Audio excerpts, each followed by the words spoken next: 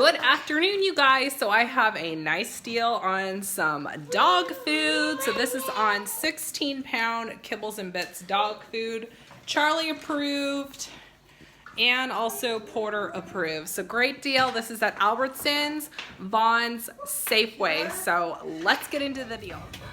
All right, you guys, so I'm currently inside of my local Albertsons, and there's a really good sale on some Kibbles and Bits. So this is the 16-pound dog food, and it is priced for $9.99 on sale. And as you can see, the regular price here is $18.99.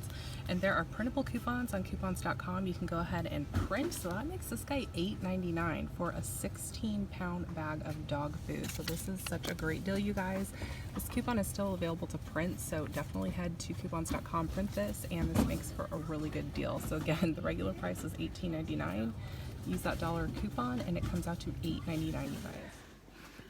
Anytime I see hot deals like this, I'm always going to share it with you guys, and make sure you check out my latest videos. So I posted a CVS In Store video last week, as well as a video talking about what you should stop buying and how it's going to save you a ton of money. So I'll have those videos linked below for you guys as well. Happy Tuesday, and I will see you all later.